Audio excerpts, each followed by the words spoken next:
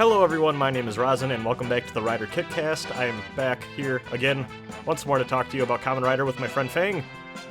Yeah, hi, it's me.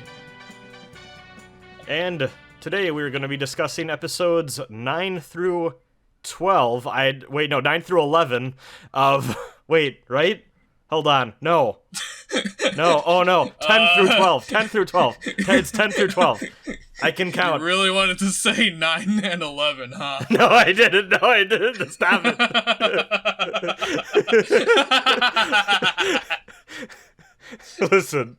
Listen. I just can't count. That's it. So, as per usual, Fang, have you done anything Tokusatsu related between episode 3 and now? I've been busy. I guess the only thing that's Toku related is looking at the Kamen Rider Revice news. That's been interesting. That's been a series of up and down, as I have heard everyone say, holy shit, this show looks cool as hell, and then learning that one of the actors did blackface. Yeah, I'm like, oh man, that is real unfortunate. And it doesn't help that he's one of the main characters too. So every time the demon Vice comes onto screen, I'm like, oh, it's the blackface demon. I'm like, oh god. Well, how can you get over that? I don't know. Yeah, that's a bummer. Yeah. It really is a darn shame. I'll still maybe watch it because we're not Toei doesn't have legal channels for this, if you know what I mean. So yeah, whatever. But it's a lot easier when you're pirating all their shit. But yeah. It's unfortunate because the premise is very interesting. There's a lot of things going on with it, and there's a new writer to this franchise, which is always exciting because you don't know whether or not they're gonna be, good or bad. So I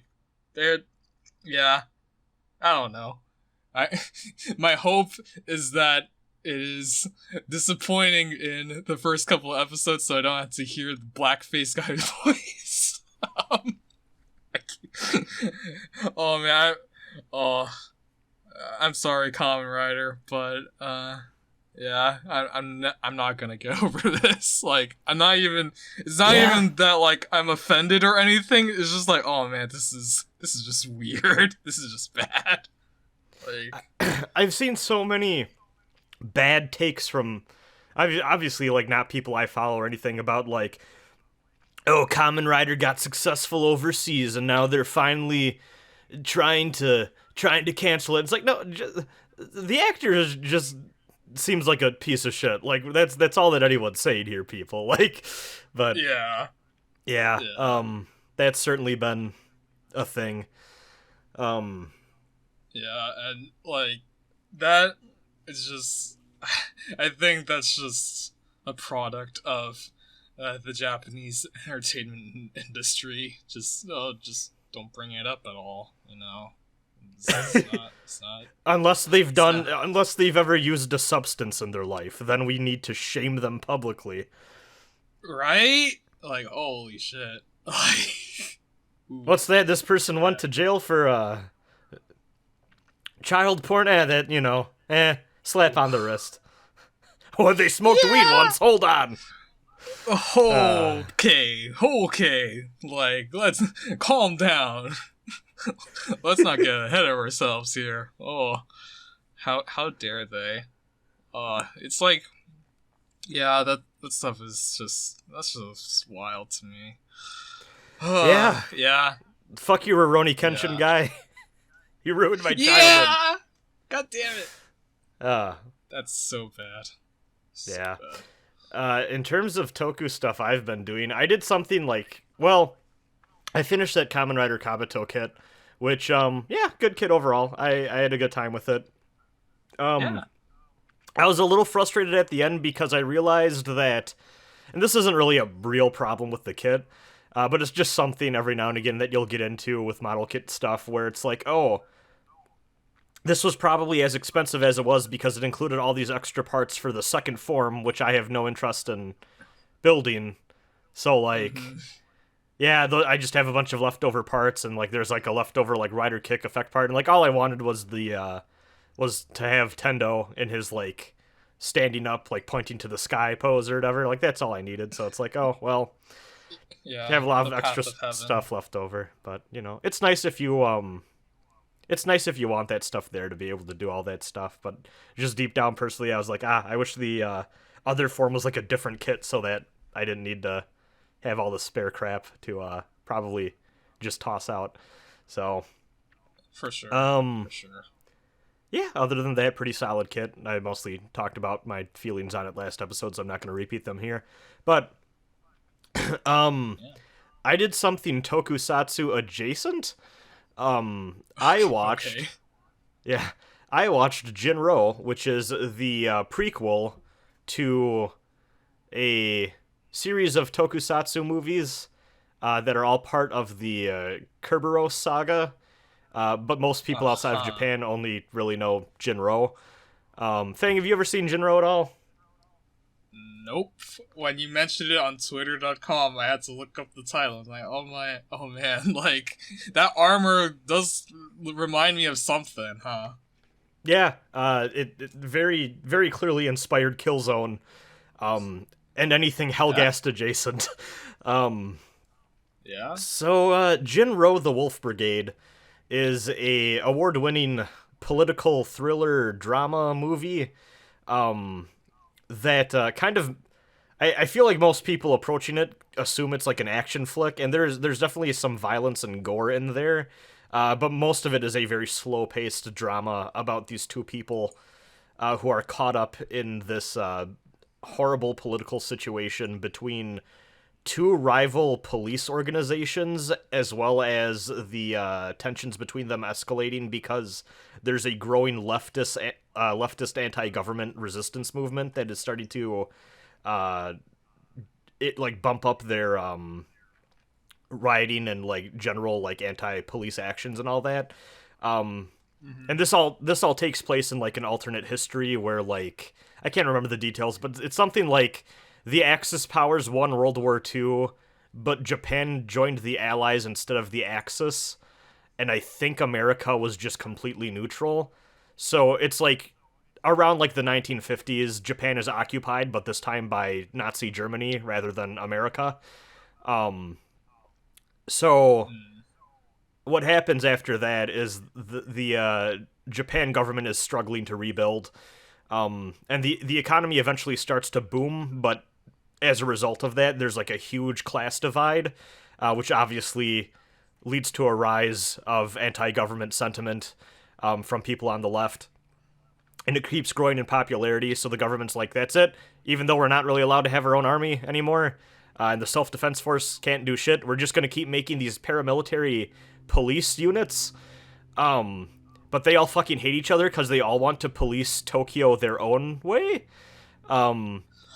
So the movie is kind of about the weird subterfuge between them, but it's also a romance between the hero Fuse, who is one of the cops in the super duper special power armor, and the sister of a protester that he was kind of involved in her death. And there's also like a Red Riding Hood metaphor going out there. It's a very good movie. Highly recommend Jin-Roh, The Wolf Brigade, if you've never seen it. But yeah, I partially watched that just because I was like, yeah, it's been a while since I've seen that, and you know, I'm not like a dumbass 15-year-old anymore, and I am a lot more aware, let's just say, of the sins of the world and society.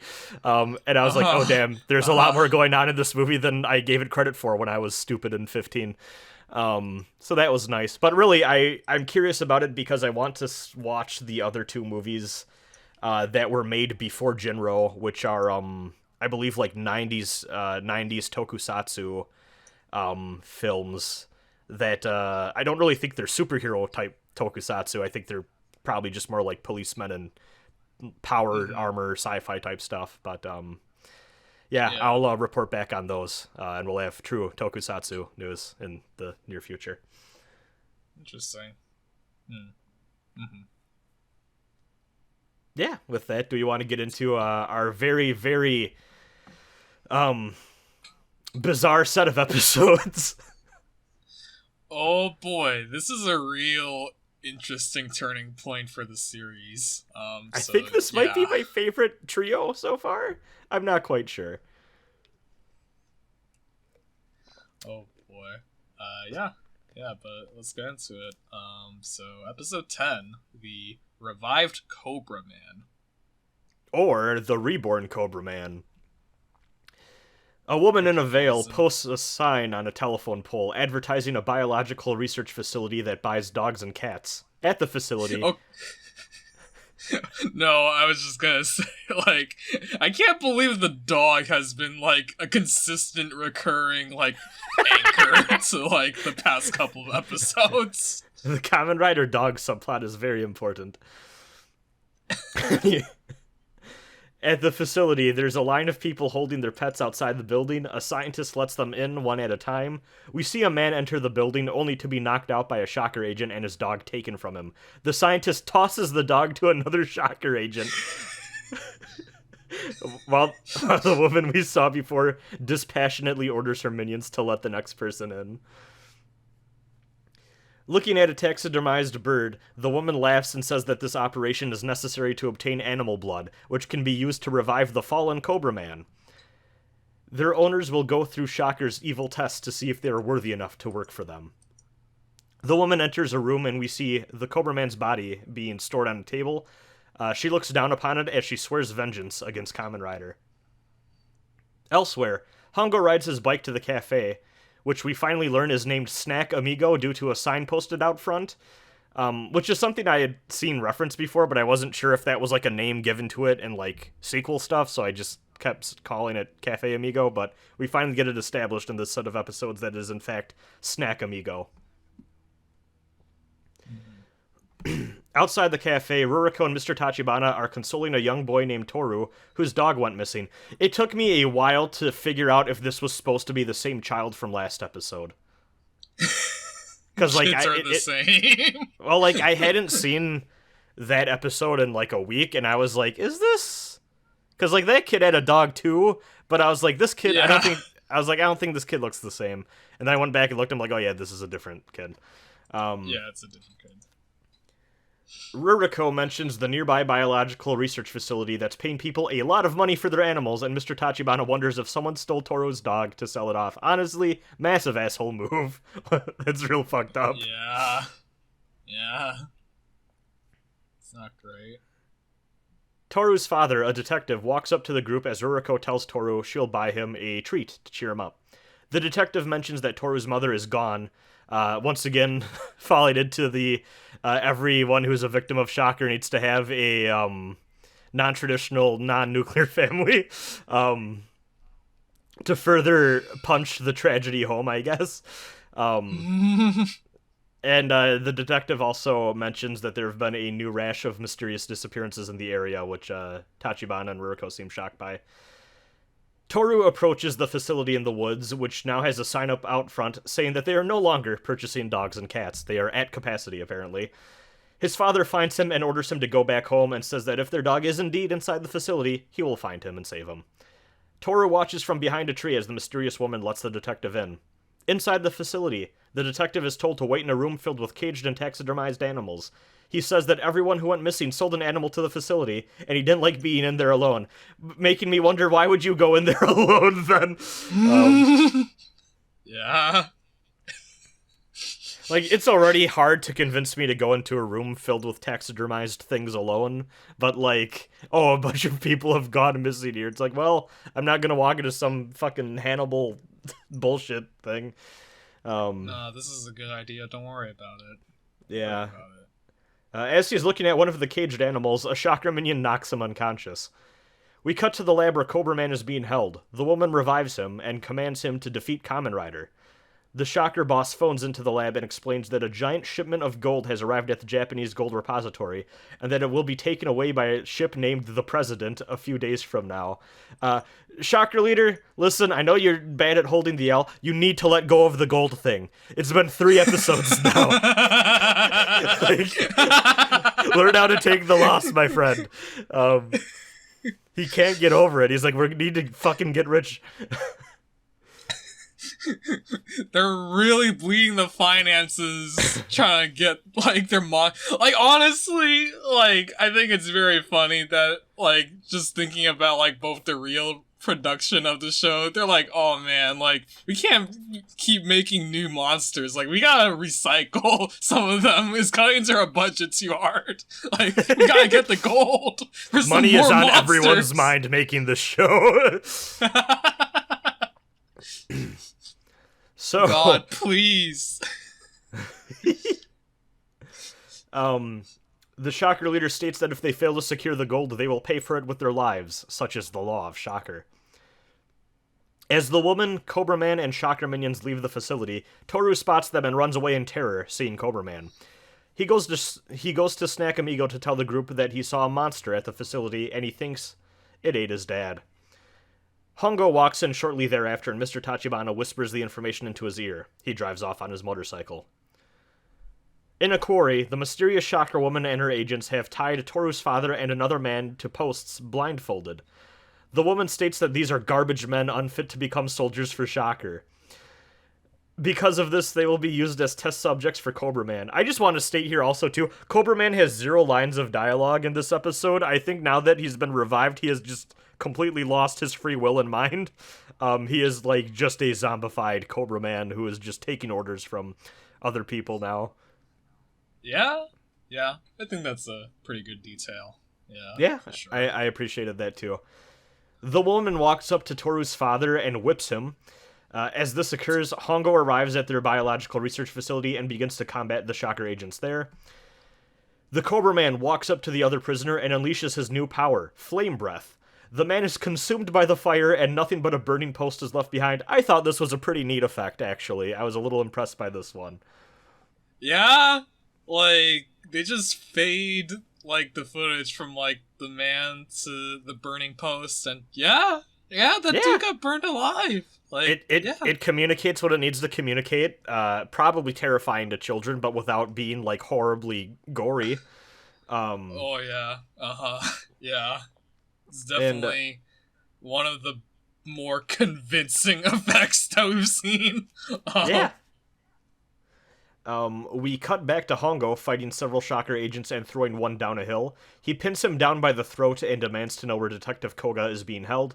The agent reveals that he's been taken to the forest behind the facility, which I kind of laughed at because I'm like, that is not a forest. Like, I wonder if they wrote that and then they're like, oh fuck, we can't film in the forest. We need to burn shit. Let's go to the quarry. It's a lot safer to burn things there.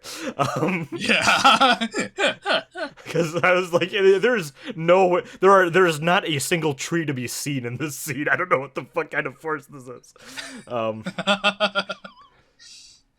Cobra Man once more begins to breathe fire, but aims too low, causing the detective to dance in place while the woman angrily commands him to fix his aim. He moves the barrage of flame upward, causing the man's entire left side to be badly burned. The woman whips Cobra Man twice for failing to kill him, and just as he's about to finish what he started, Kamen Rider arrives. I was a little surprised that they showed this dude's, like, left side being burned, and, like, they show, like, the actual burn wounds on his, like, arm and leg. Yeah, like, what is it? Like, I would have just expected them to be like, oh, we're about to burn him, and then Kamen Rider comes in to interrupt everything, but no, they go through it, like, a little bit. Yeah. For a second, I was like, is this dude gonna die? Yeah. Is a relevant character in a storyline going to actually die for the first time in, like, a couple episodes? So, we then, see Kamen Rider surprised that Cobra Man is alive, while the woman boasts that Shocker's power knows no limits, and soon Kamen Rider will be transformed into one of their cyborg warriors. Kamen Rider battles the agents and eventually Cobra Man as well. He successfully dodges his new fire-breathing ability and even manages to fool him into burning the woman by timing his dodge just right. Realizing what he's done, Cobra Man escorts the woman to safety and flees from the battle. This was actually a pretty well-shot fight scene, I thought. There's a point where you cut to like behind the woman as she's looking across like a gorge or like across like a like from one cliff edge to another. Like Kamen Rider and Cobra Man rushing at each other, and like she's kind of in the middle, and it's just a real cool shot. Yeah. Meanwhile, Mr. Tachibana runs over to Detective Koga and frees him. Despite his burns, he attempts to chase after the culprit, but then faints when he sees Kamen Rider because he mistakes him for a monster. As you do. Yeah. He's a freaky looking guy. Yeah, we have to remember, this is not a guy in a suit. This is the real deal. At another shocker lair, we see a large burn on the woman's face, and she angrily punishes Cobra Man by whipping him repeatedly. Suddenly, the shocker boss calls in and tells the woman, Ritsuko, that her usefulness is at an end. He reveals that he only needed her to bring Cobra Man back to life and orders the monster to kill her. Cobra Man burns her to ash, which then scatters in the wind. Again, another very good burn effect here. Yeah. God, like, I've read some stuff about, like, later episodes that is going to be very interesting when we either get to, like, the next 2 episodes or, like, the next session. But, yeah, very terrifying. Like, you actually see the ashes in the shape of a person just scatter into the wind. Like, goddamn. Yeah. Hey, I just realized something right now. Yeah. Do you remember in, like, the first 3 or so episodes, those women who, like, always would stand in a line and, like, ominously walk towards Kamen Rider while, like, we heard, like, psychic giggling in the distance? Yeah. What the fuck happened to those people? We haven't seen them in forever. Yeah. Like, this shocker lady just reminded me, like, oh, there used to be a shocker lady crew, and I guess the writers were like, we just don't want them around anymore, I guess. They never did anything. Never did anything other than to set the mood. Maybe they'll come back. I don't know. Like, it's been a while.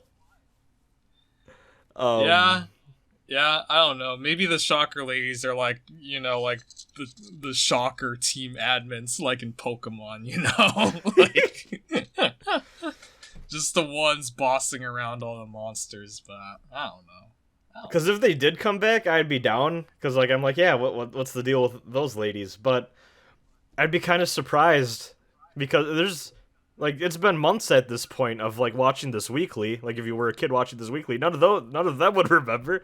Yeah. Let's see. Oh, yeah, so then Cobra Man burns her to ash. The ash scatters in the wind. The shocker leader then tells Cobra Man to attack the ship, picking up the gold shipment, as previously discussed. Back at Snack Amigo, we learned that Detective Koga went to the gold repository to overlook the gold transfer, even though he should be back home resting. Hongo believes Shocker revived Cobra Man in order to steal the gold shipment and rushes over to help out.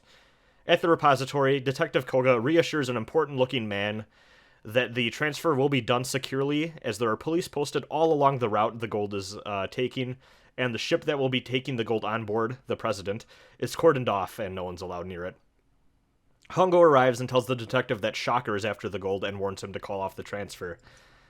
As Hongo explains that Shocker is a secret organization planning on taking over the world, Detective Koga looks on in disbelief. He tells Hongo that even if such an organization actually did exist, the Japanese government would never be scared by the threats of a petty gang of thieves.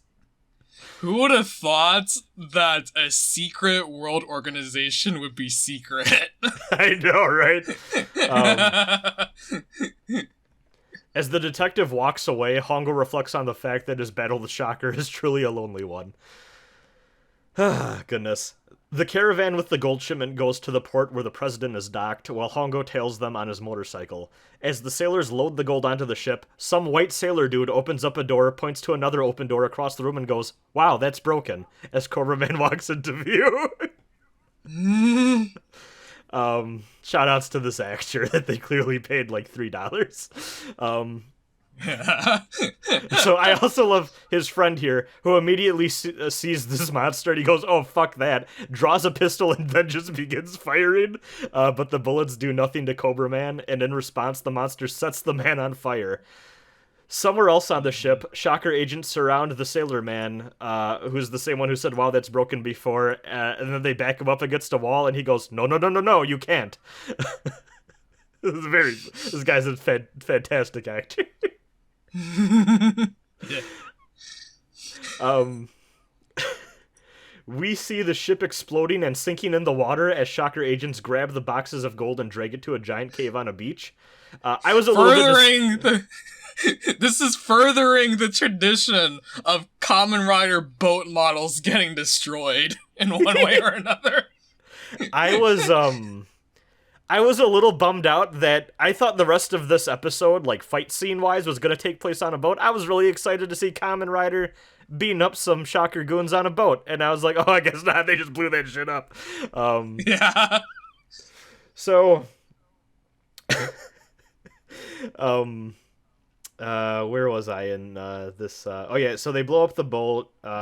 We see the Shocker agents grab the boxes of gold, dragging it towards a giant cave on a beach. Kamen Rider suddenly appears standing atop a nearby rock and ordering Shocker to stop. The agents charge into battle with Kamen Rider. He defeats them and then faces down Cobra Man. I just want to say in this fight scene, you could tell that they had a lot of fun with the fact that they had a nearby lagoon or something nearby that they could dive into, because Kamen Rider throws so many agents into the water, and then eventually one of them tackles him into the water, and then he jumps back out. It's like, oh, yo, we could do some water fight scene stuff right now, and they all seem to be having a really fun time making this one. Yeah, me and the boys out on a hot summer day, just fighting. Yeah. As you do. So, using a rider throw, Kamen Rider then tosses Cobra Man into the ocean, where he then explodes as the camera zooms in on Kamen Rider gazing out into the water. Back at Snack Amigo, Toru walks in with his freed puppy in his arms and brags that his father received a commendation for his actions, much to Mr. Koga's embarrassment. Detective Koga goes over to sit by Hongo, who is playing with a fluffy pink bird toy for some reason. He is confused because he isn't sure how Shocker... he's confused because he still isn't aware that Shocker even appeared to steal the gold at all, but he also can't figure out who got the gold off the ship after it exploded. Hongo jokingly tells the detective to tell everyone that Hongo got the gold off the ship. This makes the detective laugh, and he says that Hongo couldn't possibly do something like that. As Hongo rides down a road, the narrator says that Takeshi Hongo once again saved Japan from the evil of Shocker, but will he ever go back to being a normal human again? This episode was directed... Oh, what? Oh, no. That is the question. Will he ever become human? I get the feeling probably not. That's only because he shows up in later series. Yeah, so. That's kind of... I know he shows up a lot in stuff after this, so I'm kind of assuming either no, or he finds a way to turn off his cyborgness somehow. It's a switch. Mm-hmm. But yeah, this episode was directed by the same man as the last episode, Minoru Yamada. I think this episode was pretty solid. Maybe the weakest of these three, but in terms of Kamen Rider episode quality, I think this is one of the better ones we've seen. I like this one a lot. It was fun. Yeah, I liked how this one had a bit more visual, visceralness, just in terms of, threat. With the fire, and, they blow up an entire ship. Jesus. Yeah, I thought this was a good time. Episode 11, Bloodsucking monster Gebacondor. which is also called in the alternate translation blood-sucking monster Gebacondor, but this time there's a hyphen between blood and sucking. Takeshi Hongo rides down a track on his motorcycle, training in preparation for the All Japan Motocross Championships. Shocker agents spy on him from afar. Back at a Shocker lair, the boss addresses this group of agents, who all have a feather protruding from their cap, but the more I think about it, I don't think we ever see either this group of agents again, or at least they were like, nah, we can't do this with the feather in our cap, and they just are wearing different hats. But I noticed that right at the start here, they all have like a little feather sticking out, like they're all little red mages, and we never see the feather again, I don't think. The Shocker boss explains that these are the most talented combatants in Shocker, remodified and brainwashed for a special operation. This doesn't end up mattering at all. If this is the best that they got, oof, they're in trouble.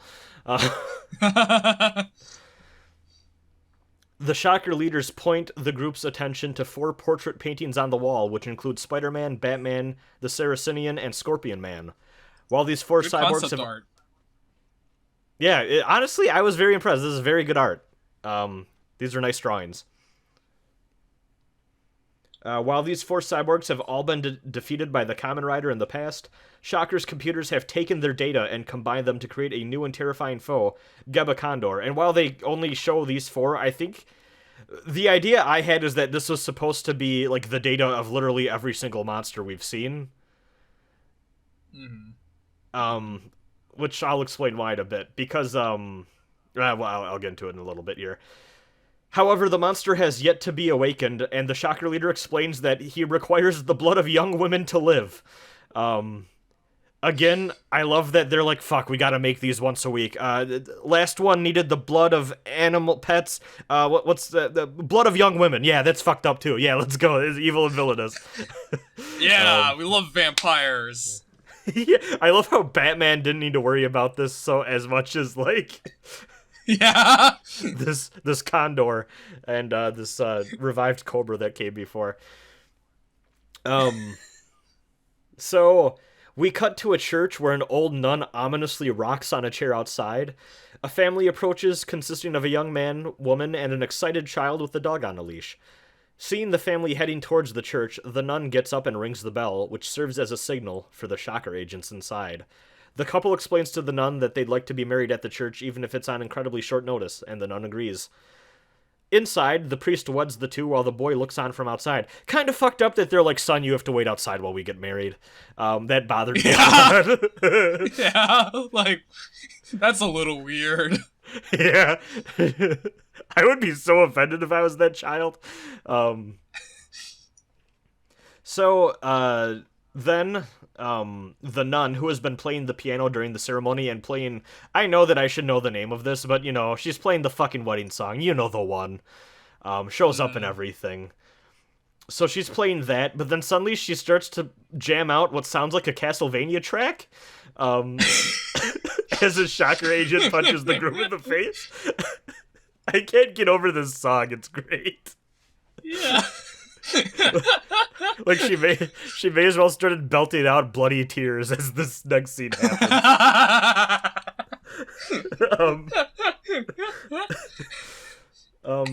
As the bride tries to make a run for it, she's subdued by more Shocker minions. They draw her blood, terrifying the child. So like they just show to like illustrate this, they don't show them like cutting her or anything or like even really attacking her.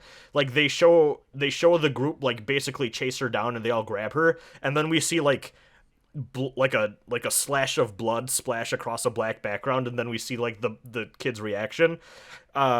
Even though they clearly had to work around like their guidelines or whatever for what they were allowed to show, I thought this was pretty scary looking, you know? This is impactful. Yeah. Yeah. It's a really good blood cut that they had. And they showed fast enough that you can't think about, like, you can't linger on it for, like, some of the other effects, like the foam, last long enough that you look at it long enough and you're like, wow, this is dumb. Yeah. But, like, this blood splatter, really fast-paced. Like, if you're watching this back in the day as a child on TV, like, I think this series of episodes is doing a really good job for, like, actually showing how scary Shocker could be and communicating that to an audience of children watching this back in the day. They're really getting better at it as they go along here. Yeah, they figure, oh man, like, Shocker has been really goofy the past couple episodes. Why don't we make them kill more? Yeah. Pets, young women, you name it. Back at Shocker HQ, the blood is poured into Gebacondor's mouth. I wrote Gebcondor for some reason. Who then awakens. The Shocker... You know, waking up every morning to your tomato juice. Yeah. Yeah. The Shocker leader commands him to rise, disrupt humanity, and do everything he can to help Shocker in their quest to conquer the world. I really like the phrase, disrupt humanity. It just makes me, like, that sounds like something Elon Musk would say when trying to sell a new product. Elon Musk tweeting on Twitter, oh man, like, this new life form I got cooking up is gonna disrupt humanity, alright? Yeah, like, this is, like if Elon was to fucking make the replicants from Blade Runner, he's like, I'm gonna disrupt humanity, and then, like, a bunch, like, all of his fucking company stock prices would go up because the world is terrible. People would start investing in Bitcoin for some reason more than they already, like, it'd be a mess, it'd be a mess. Oh god. Yeah, when the fuck is the Shocker cryptocurrency episode? Like, they're really obsessed with gold, so, like, we gotta take this concept to the modern era, you know? Mr. Tachibana's at the cafe reading the newspaper. There's a GPU shortage, Hongo. And Hongo looks up and goes, Shocker.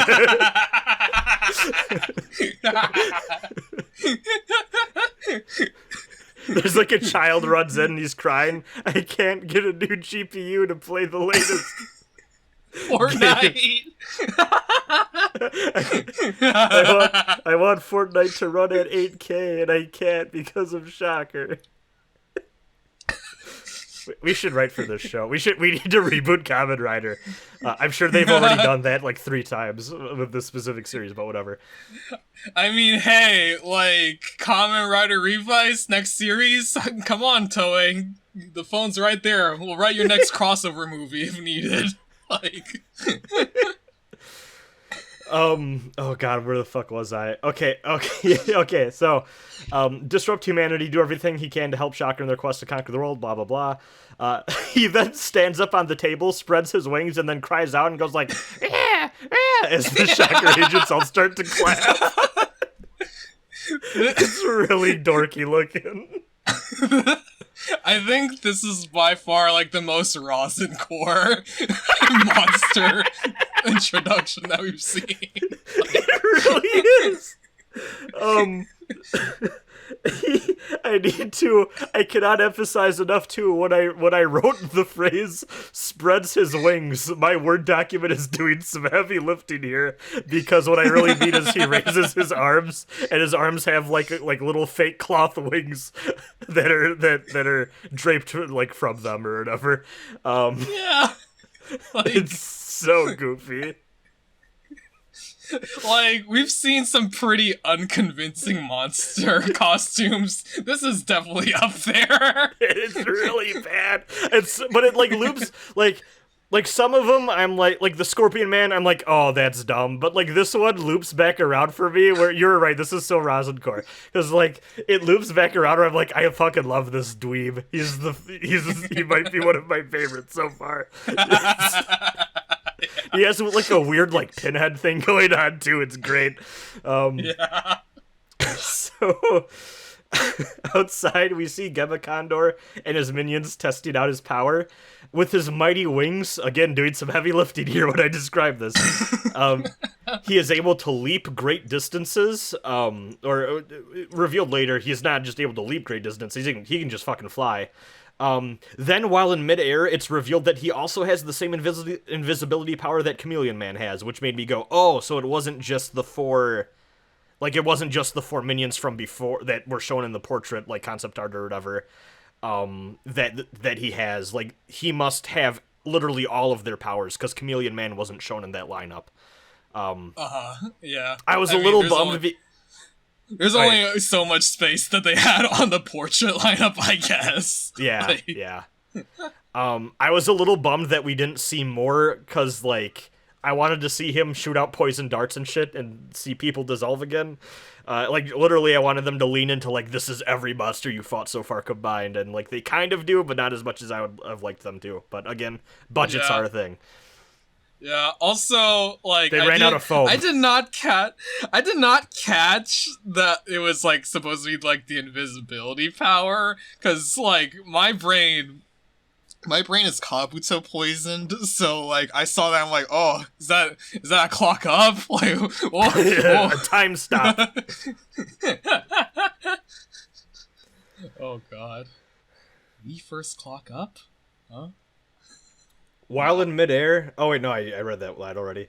At Snack Amigo, Ruriko reads a letter from Kazuya Taki, the winner of the motocross championships last year, and Takeshi Hongo's rival. Fuck that other guy who became Scorpion Man, I guess. Yeah! No. The cooler rival is here. Well, see, that guy was the rival in the sense that they were friends and they did the same, like, hobby. Like, they were involved in the same competition. But this is the rival in the sense that this guy's the champion, I guess. Yeah. But I was like, oh, yeah, I guess the other rival doesn't matter anymore. He's dead. The letter reveals that he's getting married soon. Ruriko wonders where Hongo is, as she hasn't seen him in a while. Mr. Tachibana says that he has some important research that he's working on. Even though Hongo wants to spend all of his time preparing for the motocross championships, his research is important to him too. He then quips that Hongo must have it hard living a double life, because it can't be easy. Yeah, first time that this, like, meaningfully comes up. Like, yeah, he also has other things going on in his life. Yeah, like, I appreciate that they talk about this, because we're introduced to this dude as, like, a hyper-competent, like, oh, he's super athletic, he's super smart, he's a researcher at the university, while also being, like, a very talented and probably one of the best in Tokyo, like, motorcycle, like, sport, like, competitive riders. And he's also now a superhero, and it's like, you know what? Yeah, I'm happy we're finally leaning into how much of a hell work-life balance that must result in. Yeah, in contrast to one of the episodes starting with him just sleeping in, like, a park on the grass with a magnet. Like, that is definitely not, like, I would love to see, like, someone with that kind of lifestyle have the time for that, because, man, like, listen, shouldn't you be working on a paper? Yeah, he had one off. He had one off day, and then he had to stop a bee woman. That's how life goes sometimes. Oh goodness. So, at the Jonan University Biochemistry Lab, a scientist tells Hongo, who is consumed by his research, that he's going to be late for his friend's wedding. We cut to the ceremony where Ruriko and Mr. Tachibana are in attendance. I assume that letter from before must have been an invitation.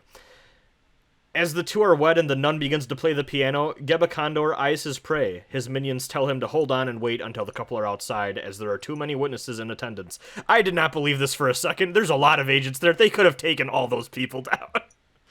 Yeah. Yeah. Leaving the church, everyone applauds as Taki places his wife in the sidecar of his motorcycle and they drive off for their honeymoon. Mr. Tachibana is a little disappointed that Takeshi didn't end up making it.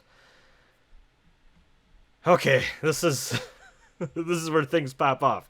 As the two ride down on a dirt trail, we see Gebacondor flying overhead.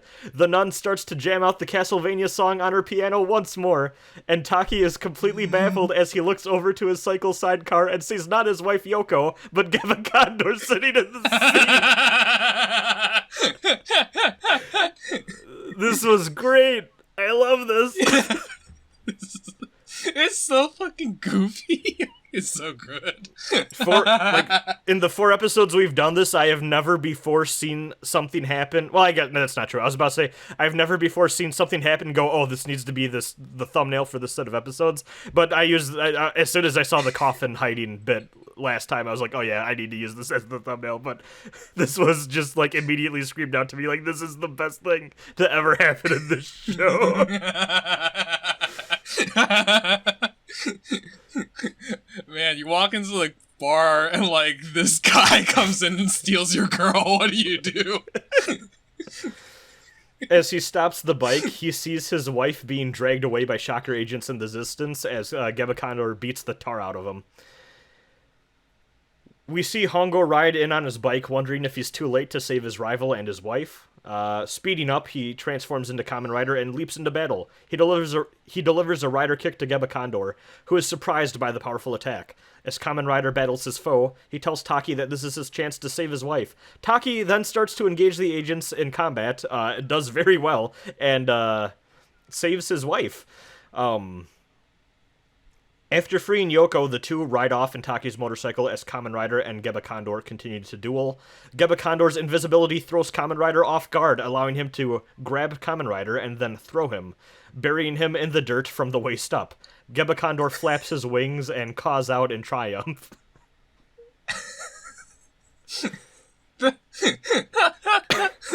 Just this entire sequence with, like, him getting shoved into the dirt mound. It looks really funny. Like, it really is. Like, because we see him thrown and then it just cuts to him, like, half submerged like an ostrich in the dirt. Yeah. Like, it's oh man. It's very silly. This episode is a lot. I also like to imagine that Hongo was fighting Gebacondor, and because, like, the chameleon's invisibility was completely fucking useless against him, but I like to think he's fighting this guy and he knocks him down and he's like, yeah, you're a bird, man, whatever, you can fly, I can beat the shit out of you as soon as you're landed. And then he turns invisible and he's like, what the fuck, condors don't do that, and then that's when he gets his ass kicked. Yeah. Yeah. At the hospital, Yoko lies in bed while Taki explains to Mr. Tachibana that Kamen Rider saved them. Mr. Tachibana attempts to call Takeshi's residence, but he is not home. Meanwhile, we see a montage of Gebacondor preying on young women to take their blood, from a little girl walking down a path alone to a ballerina practicing her dance. I say montage, but it's literally just the two I read out. I kind of assumed there'd be more, so I wrote montage as I was watching this, but... Yeah, there's a particular shot in the dark where the camera is overhead as Gebacondor takes a bite out of the ballerina, and this is a pretty good shot. This is a pretty good... Yeah. This is a good sequence. I agree. At Snack Amigo, Mr. Tachibana tells the group he is going to go out for a bit, and then heads to the church. Just tell them where they're... Everyone knows. You could just say that, hey, I'm gonna go check out this suspicious church. You don't need to, like, be like, oh, I'm gonna go for a walk. I don't know why he's still bothering with this. The young boy from the start of the episode reappears, and I was like, oh, yeah, I haven't seen you in a while. He still has his dog in hand, and then he warns Mr. Tachibana not to get married at that church, because there's shady stuff going on. We also see Taki sneaking around nearby, trying to do some investigating of his own. He and Mr. Tachibana are both on opposite sides of a wall that meet at a corner, and they're backing away as they're being cautious. And then they accidentally back right into each other and begin to fight, only for Taki to realize after beating the shit out of him that it's Mr. Tachibana, and he's actually just, you know, not an evil person. Mm-hmm. I love the idea that everyone who's a motorcycle rider is also just a very adept at hand-to-hand combat. That seems to be the rules of this universe. Yeah. It's ride or die, baby. Like... I guess. Like, even Ruriko gets some fucking hits in later on in the series of episodes, I guess, and she seems to be, like, learning how to ride motorcycles and stuff now, too, and it's like, damn, just... Everyone who learns how to ride a motorcycle immediately levels you up in hand-to-hand combat too, I guess. This is the secret, like, rule in the Kamen Rider franchise, I guess, is that riding a bike immediately gives you an edge. You know? Yeah. As he explains that he visited the church to see what was really going on and to avenge Yoko, the two hide as they hear someone coming. We see the nun walk into the scene, looking concerned. Back at Snack Amigo, the group discusses what they know. They conclude that there must be a shocker base underneath the church, and huddle together to discuss a plan. At the church, Mr. Tachibana and Ruriko arrive, disguised as a groom and bride. Hiromi and Shiro are hidden inside the car, and they end up really not doing anything. I don't know why they're here. Yeah! I didn't even... I forgot. Yeah, they were in the trunk, right? Or something. Like, I mean, they only exist because, like, Mr. Tachibana opens up the... I can't remember if it's Tachibana or Ruriko opens up, like, the trunk, and it's just like, hey, you guys do your part, and they're like, yeah, and then he closes it, and we don't see him again. Yeah. Also, it's been a while since the show has said either of their names, and any kid watching this doesn't know who the fuck these people are anymore. Yeah. Also, Taki is hiding out on the roof. Inside the church, the two get married. As the two are wed and the nun starts to rock out the Castlevania ripoff song once more, everyone springs into... I say ripoff song as if Castlevania exists yet. It doesn't. Yeah, other way around. Yup, the entirety of Castlevania, they're like, yo, remember that one Kamen Rider nun song? What if we made a whole gothic vampire platformer game and we based the soundtrack off of that one scene? Me playing Castlevania on the Famicom. Wow, major Kamen Rider vibes. Major Kamen Rider episode 11 vibes. Gebacondor vibes. Oh, goodness. So as the song starts to play, the Chakra agents chase after Ruriko and Tachibana as they flee into the car. As Taki leaps to their defense, they drive off.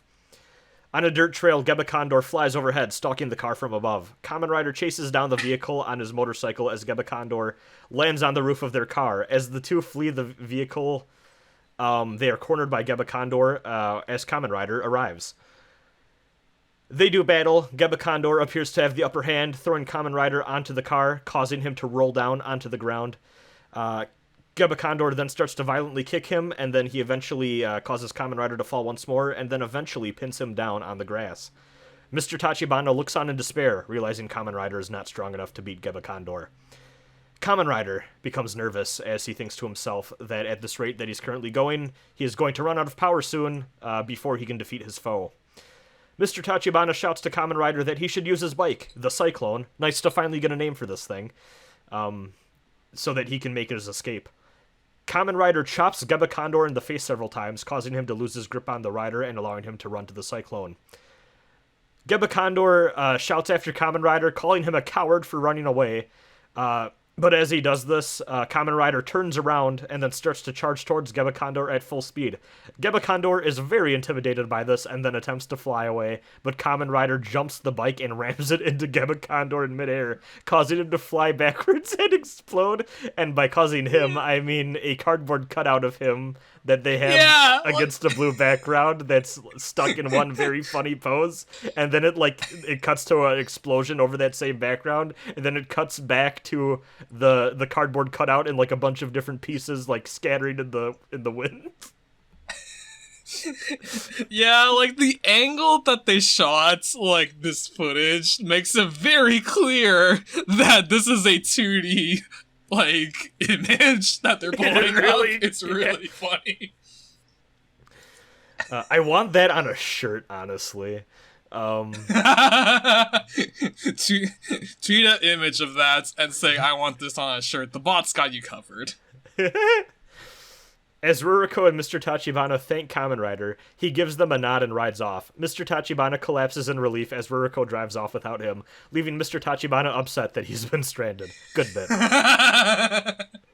I think she's also a little pissed because of the plan, because when they're getting married, she like whispers over to him like, just remember this isn't real, right? Like I think Mr. Tachibana came up with the plan that's like, oh, we're gonna pretend to be getting married, and I think she's kind of mad about it.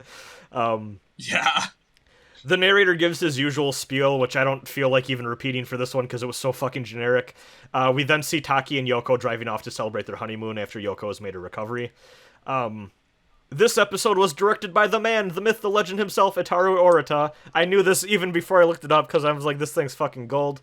I also checked at this point just to see who directed episode 12, and it was also an Orita joint. Fang. Based. Yeah? I feel like this comes to no surprise to you specifically. This is my favorite episode of this show so far. Yeah. Yeah, I kind of figured. Yeah.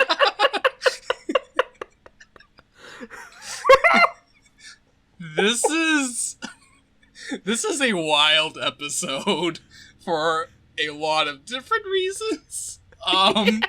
Do we want to address the elephant in the room that we haven't, like, mentioned with any of this footage?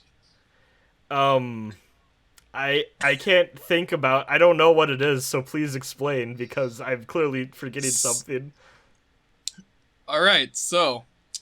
the famous incident in which... Oh, was that this one? Yes. Takeshi Hongo's actor, Fujioka. This is the episode where he broke his leg and had to get off the show for a year. So, this episode reuses old footage from previous episodes in lieu of Hongo. And we can clearly see that the final, like, finisher in this episode with the cyclone is probably what did it. Like, he was probably riding the motorcycle down the hill and, like, it just crashed, you know? That's so funny because I thought it was the motorcycle stuff next episode. Yeah, no, this is... Like, this is the one then, okay. This is the one, and you can tell because Hongo has such a reduced presence in this one, which I think this is very interesting, because, like, the incident, like, caused them to, like, write the episode in this way that I think was kind of a needed status quo shift, just to, like, shake things up a little bit, because this episode is it's very more focused on, like, the other characters that aren't Hongo, and I think that is kind of refreshing in its own way after all previous 10 episodes so far. God, I feel like a total fucking clown, because I noticed the next episode, like, wow, Hongo doesn't appear a lot. I completely didn't notice either that or the reused footage in this episode. Yeah, like immediate, like, I caught on, like, immediately, like, Hongo isn't around all that much. Is it because of that? And, like, I just looked up and, like, oh, yeah, this is the one. This is totally the one. Oh, goodness. I'm so happy it was for this fucking episode. Yeah. Just the dorkiest ass Condor man. This was, yeah, I had a really good time with this one. This is just great. What a wild ride. This, I guess that's kind of an unfortunate pun considering he broke his fucking leg in a motorcycle accident. I shouldn't say that.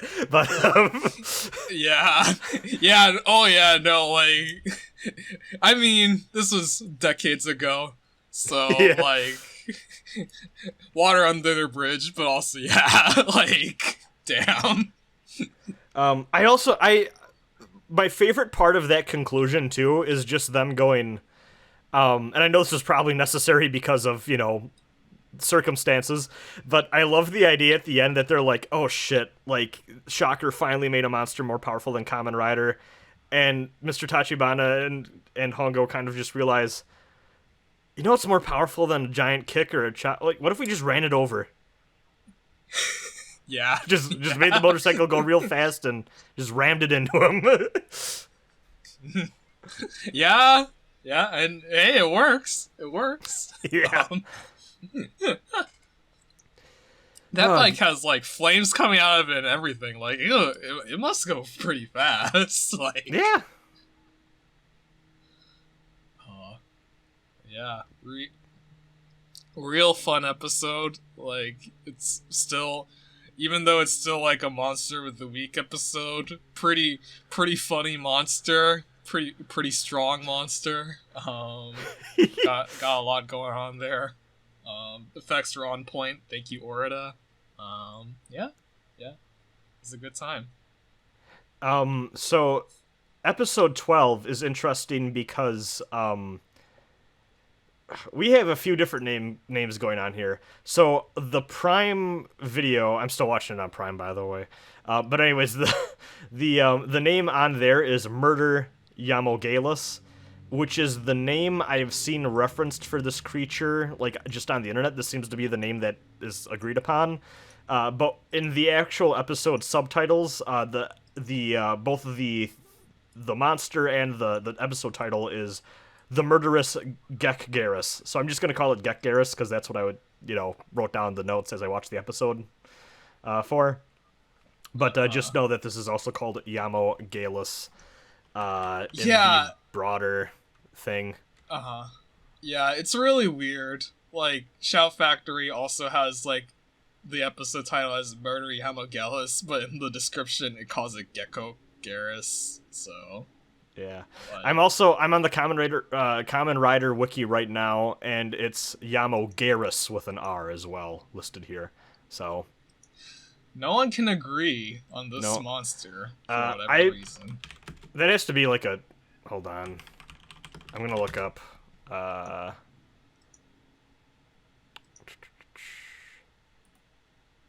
I guess Yamori is the name for gecko in Japanese. So yeah, I was like, that has to be like a pun on gecko for, in Japan. Yeah. And also apparently Yamori also translates to house lizard, which is a very cute name for a gecko, if I must say. Yeah, that's pretty good. So, the episode starts at the Shirakawa Optics Research Institute at night. We see some sort of contraption set up on a table in a dark room, as well as a rabbit in a cage. The device emits a red light, which burns the rabbit to death. Go from 0 to 100 real quick this episode. Jesus Christ! Like, okay, like, right off the bat, like, why... What would propel, like, the optics lab to be like, yeah, let's make a fucking death ray? Like, Jesus Christ! Like, oh god, like... And also, you don't have a piece of paper you can, or like some trash you can burn, like, why do you need a buddy? No, we're gonna use this on a life form, like, just dissolve all of the skin off, like, holy shit, dude, what the fuck? Like, y'all, like, this is not right, like... As the light turns on, we see a scientist, Dr. Shirakawa, and his assistant, Shibata. The scientist shakes his head at the horrifying machine he's created, while his assistant Shibata tells him that it could be his ticket to fame. The doctor tells Shibata that the device is dangerous, and he doesn't want his scientific achievement to be used for evil. However, he also admits that as a scientist, he cannot fully deny their inventions, as that would be akin to a parent killing their child. This is something that is just very prolific, or like prevalent, I should say, not prolific, in a lot of Japanese media, kind of in this post-war era. I mean, this is like, I don't necessarily know how long post-war one referred to in the Japanese sense fully extends to, but I guess in media following World War II or whatever, the idea of the scientist that creates a horrifying contraption and feeling moral complications about that, very popular, shows up in Gundam a lot, shows up in a lot of stuff, and yeah, just nice to see it here too. And I'm sure a lot of that has to do with complicated feelings about the nuclear age post World War II and all that too. Of course, yeah. Godzilla gets into that a lot too with the oxygen destroyer, but yeah. They decide to take the data and blueprints that have been used in the project and hide it away somewhere it'll never be found. Shibata asks the doctor where he plans on hiding it, but he refuses to state his intended location. Not suspect is all when you're like, damn, dude, you made a death ray and you don't want anyone finding it? Where are you gonna hide it? Like, come on. You're not trying real hard here, buddy. As the scientists ask Shibata to promise him to never speak to anyone about the laser that they've invented, the narrator reveals to us that Shibata was actually a Shocker informant. Shibata is rewarded for telling Shocker about the laser his boss invented. The Shocker leader has Shibata transformed into a commander who will carry out a special mission. He is transformed into Gackgeras, the latest Shocker cyborg, which also looks really ridiculous. It has these massive, like, bug eyes that is a really... I mean, I think it's a pretty good costume overall, but the actual design of it makes it look really, really silly. In, like, an intentional way. It's great. Yeah. Also, they do, like, the boss title card again, just showing it over his head as he's transformed, which is always fun. Arta really likes it. Also, the noise this one makes in particular is really goofy. It's like last episode we got some good, like, dumb caws. Or I don't even know how you describe it, but this is just more of like a like type thing. It's yeah.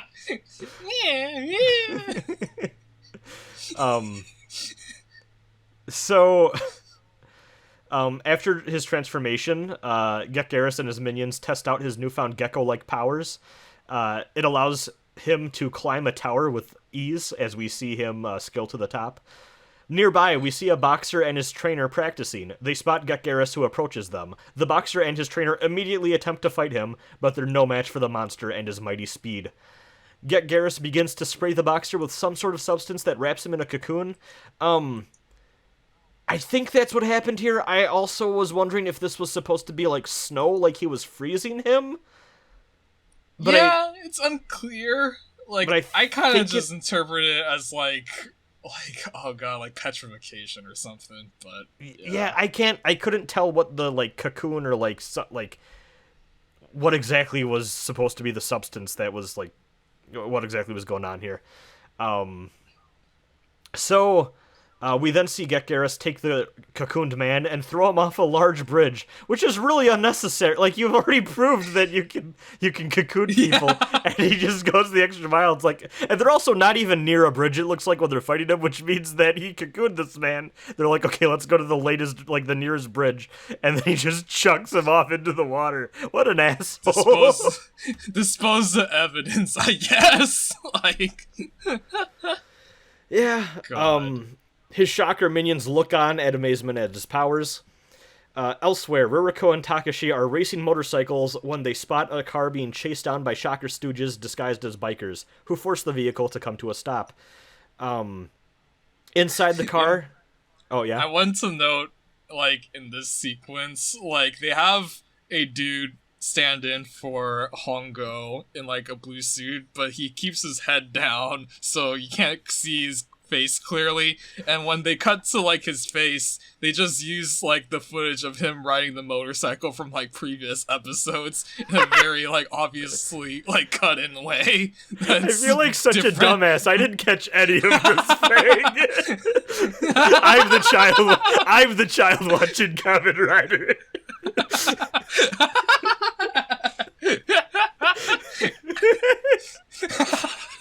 Like, I'm here watching Kamen Rider on Amazon Prime on my main monitor, furiously typing notes on my second, pausing, looking at this footage, making sure I'm getting every detail down, and I caught none of this. I feel like such an idiot.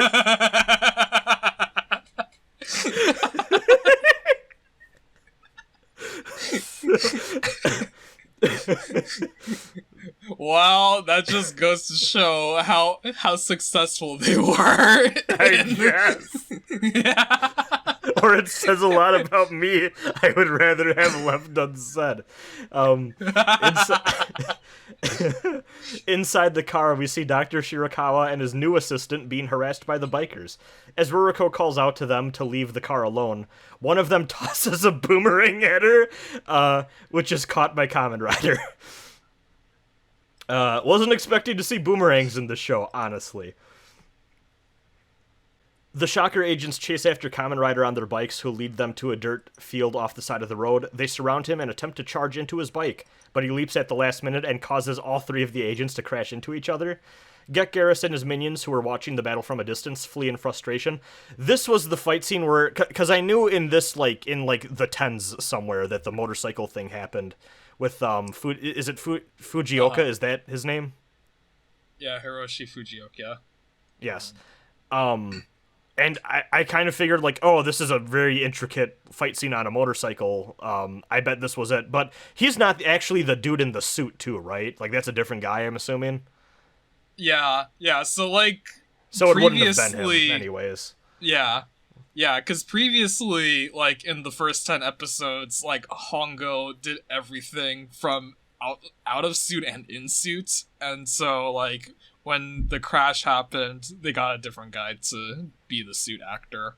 And that's pretty much been a running thing ever since for the series, to have, other suit actors just be the guys doing that stuff, which honestly, yeah. Which makes sense, too. You want to get someone who's good at fight choreography and stunt stuff to do that, probably. Not the, Yeah. No, yeah, I'm honestly, I'm kind of surprised that even before this, he did do the stuff in the Kamen Rider suit. I suppose, though, I think there's a lot of actors that want to do stuff like that. Sometimes they'll be like, no, I want to do my own stunts and, all that or whatever. Sure. So. Yeah. So then,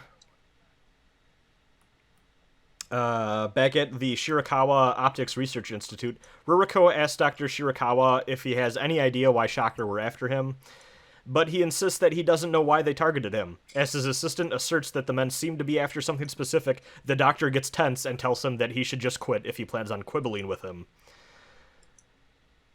In the kitchen, Machiko, the doctor's sister, I assumed for a long time that this was his wife, and then eventually she says right? And then eventually she says big brother, and I went, whoa, I need to rewrite a lot of this document.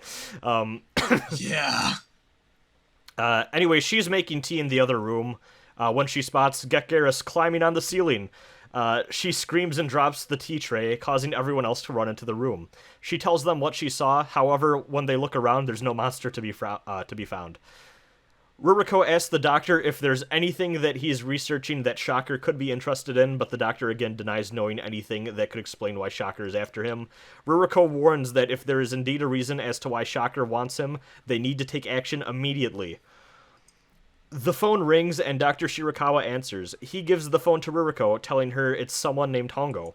Ruriko asks where Takeshi has been, while he tells Ruriko to not put herself at risk and to leave everything to him. Ruriko chides him for worrying about her and then laughs. Also to note that this is a different voice actor. So.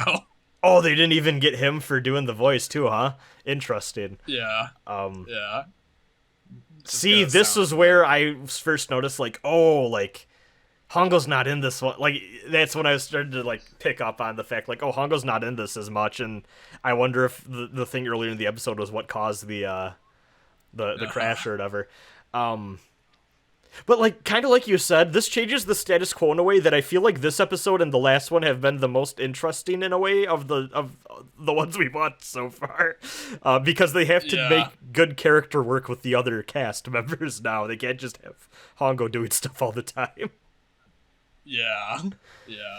I think that definitely... It helps a lot of just breaking up, the structure of it, even if it's still Monster of the Week stuff, which that was needed, I think. Later that night at the Shirakawa residence, the doctor gives his sister a new necklace for her birthday. Unfortunately, Gackgeras is spying on them from the ceiling. Dr. Shirakawa tells her that the jewel in the necklace will keep her safe, and she says she will never take it off. Later that night in Machiko's bedroom, the room grows dark and an ominous red glow fills the room. Machiko lights a candle. Is it Michiko or Machiko? Hold on, because I think I wrote it one way. I think it's Machiko. Yeah, it's Machiko. Okay. So she lights a candle and looks around in fear, only for Gackgeras to appear from underneath her bed and kidnap her. Just preying on children's fear of getting up in the middle of the night and having a monster under the bed grab your ankles, because that's literally what happens here. Gackgeras. The red lighting in this scene in particular, and the silhouettes, pretty good lighting. Pretty good shot. Thank you, Orda. Gackgeras forces her into a car while Hongo jumps down from the roof and unsuccessfully tries to pursue on foot. I thought when this first happened that this was the Doctor, and I was like, why was he on the roof? But no, it's Hongo.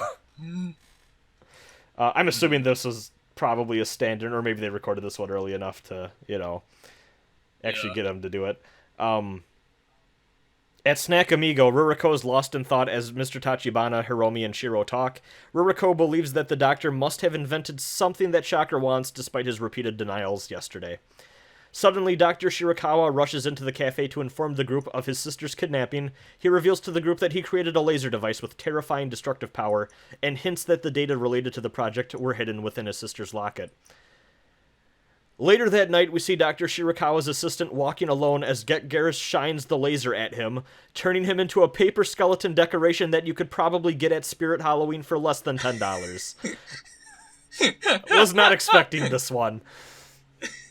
Yeah, like, it's not even like a 3D full-bodied skeleton, it's like skeleton paper. Like, yeah, it's like something you'd hang up on a wall or outside your house, right as the trick-or-treaters are coming up.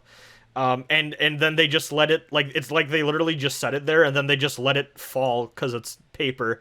Yeah. And then it just, like, burns away.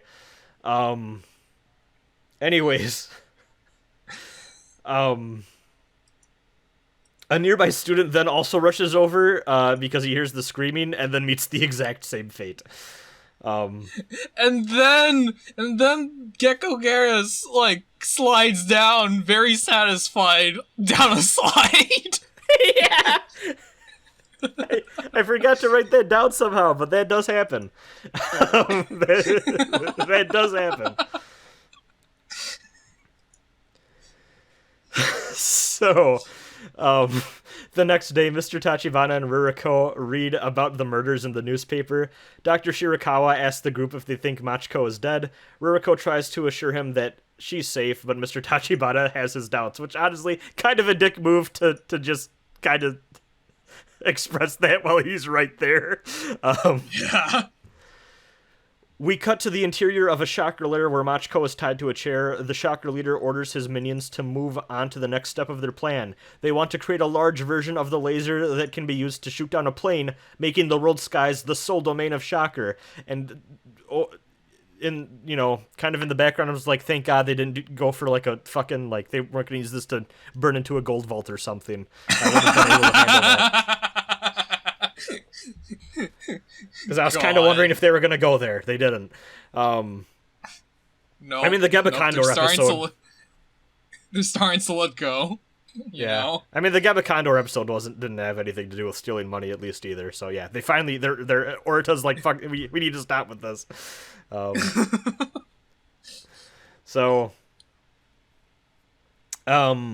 In order to make such a device, the Shocker leader reveals they will need the aid of Dr. Shirakawa. Because they ain't smart enough to make a bigger version of this on their own.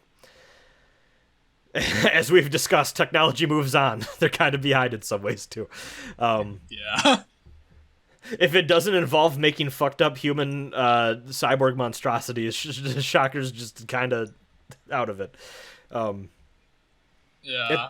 That's why they need, like, the cryptocurrency episode. Like... They gotta update their infrastructure, and someone goes, "Hey, like, there's this GPU thing. That sounds." The Shocker leader. It sounds high tech. The Shocker leader is like, "We will make the climate even worse than it is now, while getting rich in the process." And then someone stands up to them and is like, "You fools! Cryptocurrency was a thing of the past." Like. You may have the power of wind, but we have non-fungible tokens. The next episode is them reviving the crypto monster into an NFT monster. Capitalism will never be defeated, says the Shocker leader. Ah, goodness. So, At the Shirakawa residence, Ruriko and the doctor discuss their next steps. Gackgeras makes some strange noises, causing Ruriko to investigate. He leads her outside the home and then runs away from the residence, causing her to give chase. Inside, a Shocker agent calls Dr. Shirakawa on the phone and tells him that his sister will be killed if he refuses to cooperate with them. Ruriko, who has lost track of Gackgeras, I wasn't even sure what she was fully trying to accomplish here. She knows she can't fight this thing. Yeah. But you know what? Good on her. She's trying. Goes back to the house. Tries. Inside, she learns, inside she finds no trace of the doctor, but she finds a coded message he left her explaining the situation. She drives off on her motorcycle. However, she's having difficulty finding the building that the doctor mentioned in a secret note and has to ask someone for clarifying directions. Dr. Shirakawa is working on the anti-aircraft laser while he begs the Shocker leader to let his sister free. Gackgeras spies on Ruriko from a hidden camera as she arrives at the location of the hidden Shocker base, which appears to be inside or next to an industrial plant of some fashion. As he meets her outside with a laser in hand, Kamen Rider appears from above and tells her to run. Two Shocker agents attempt to apprehend her, but she fights them off pretty with some finesse here, and then says bye-bye, and then runs away. Yeah. Good Ruriko moment. Good. Yeah, she's learning how to fend them off on her own, too. It goes with the motorcycle skills. Yeah, this is character development, you know? Kamen Rider dodges laser blast after laser blast as he fights Gackgeras and his boomerang-wielding minions. After defeating his underlings, Kamen Rider chases after Gackgeras. Inside the Shocker lair, we see the laser is finally complete. The Shocker lair leader orders them to test it out by shooting at Kamen Rider. Gackgeras continues to lead Kamen Rider up a hill as more Shocker minions arrive and attempt to slow our hero's progress. Eventually, Gackgeras runs up a staircase leading up a hill where the doctor and sister are being held by a Shocker minion. Next to them, another Shocker grunt aims the large laser cannon at Kamen Rider. As Gackgeras makes his way to the top of the hill, he turns around on the stairs, shooting out his strange substance and traps Kamen Rider in a cocoon. Gackgeras takes control of the laser weapon from his minion, named the Danger Light, and then suddenly Ruriko rushes in and kicks the cocoon down a hill, breaking it and freeing Kamen Rider. As Gackgeras fires in panic, he is tackled by Dr. Shirakawa, causing him to lose his balance and misfire. We see some industrial storage tanks. We're talking like the big ones, like the kind you can that are like stories high, like the big drums that have the little stair leading so you can get to the top that wraps around.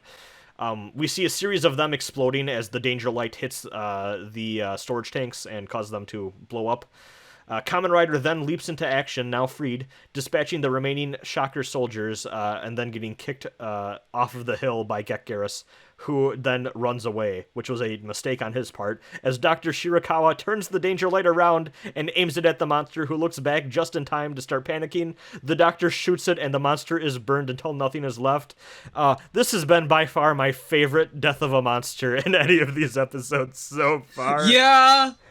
Yeah, I really appreciate that this is a monster that doesn't die from a rider kick or anything like that. Like, no. Yeah. No, it's just the invention that they made for this episode used against them. Like, that's pretty good. Absolutely. I love the karmic justice here, and also the doctor being able to at the very least, like, knowing and being guilt-ridden, knowing that he created a horrible, horrible device that he should have never made in the first place.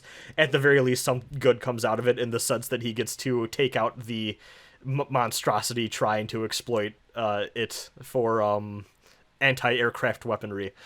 I liked that a lot. Yeah. So, Machiko praises her brother. Dr. Shirakawa states that if scientists don't consider the harm their inventions might do, they will lead humankind to tragedy, and the Danger Light is an invention that should be forgotten. As Ruriko runs up to the siblings, they look over and see Kamen Rider giving them a salute. They wave back as he rides off into the distance. The narrator tells us that even in times of peace, Takeshi could not afford to forget Shocker's presence. As long as Shocker exists, Takeshi's battle will continue, etc., etc. How'd you feel about this one? I think this is pretty good. And, I did too. I think this might be my second favorite episode behind the one we just watched. I really liked this series of episodes. Yeah, like, I think the latter two are kind of tied for me. I'm not sure which one, like, I appreciate more, because they both do, like, new or fun things. And they're both so different, too, which is great. Yeah. Like... Like, I can't fathom, like, an alternate universe where, like, the motorcycle incident didn't happen, and these episodes were played out a little more straight. Like, again, that was very unfortunate incidents, but the way that they were able to, like, write around the circumstances and make something, like, interesting out of it, like, I think is, like, a testament to how, like, just how good they were able to, like, work within constraints thus far. Good on you, Orita. Yeah. Honestly, like, there's a lot of creative ingenuity here, like you were stating, both in a production sense and in a writing sense, which, yeah, I appreciated a lot, and I really think, you know, like you said, very unfortunate, horrible that it happened, wish it didn't happen, no one deserves to break their leg or get hurt making art, but at the same time, this did force them to get out of the status quo that they had kind of set for themselves, and wrote, I think, the two best episodes of the show because they had to, they really were feeling the fire and had to figure out something to do, and I think it got it out of their, got them out of their comfort zone a bit, and they wrote some really good episodes here, so. Yeah, for sure. I'm curious what the immediate next set of episodes look like, and I'm curious what the show looks like beyond them. I will say that. Yeah. I looked ahead a little bit, and I think next episodes are going to be very interesting, I think. But I'll let you discover why for yourself. Okay. Yeah. I know that, because this was episode... Was this 12? Yes, this was 12. Again, bookending this podcast, I can't count, apparently. Episode 13, I know, was the one that they extended out to be the movie. So I'm really curious what the fuck that is, because that has to be special in some way or another. I'm assuming they did that because that's the one where the dude's replacement shows up, but who knows. But yeah. Yeah. Good Kamen Rider this week. I think I'm very very excited for the next episode. I looked at the preview for the next one, and it has big lizard guy just menacingly, like, stomping around. Very goofy. I like that they were like, okay, we've done a lot of bugs and, well, I guess that is I was gonna say they've done a lot of bugs and arachnids and all that, but I mean they already had the bat, they had the chameleon, so no, they've been doing lizards for a while. But yeah, they're gonna run out of animals at some point, right? I mean, there's a lot of animals. I retract that. They can get. Yeah, I was gonna say they have enough for 98. I think the animal kingdom is wide and vast. Like, I think there's plenty more than, like, 90 animals known to man. Okay, I should rephrase this. They're gonna run out of cool animals at some point, right? Like, are we gonna get Tapir Man at some point? I kind of doubt it. I mean, like, they're not above it. Like, I don't. What animals do you want to see as shocker cyborgs? Actually, can we, like, what are your three? If you had to pick three right now. Ooh, okay. I think like a turtle one might be fun.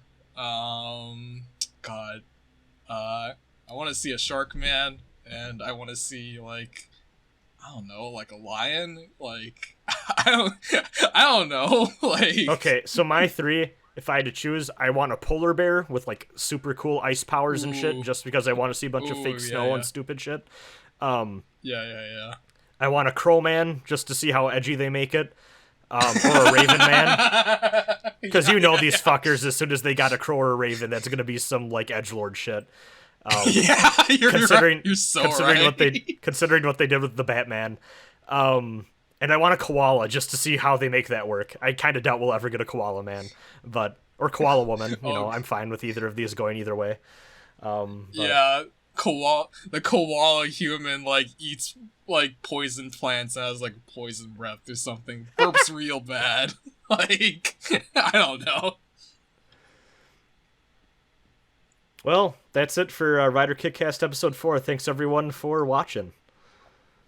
Yeah, and remember, look out for your GPUs, cause Chakra's coming from. They're coming. Hold them tight.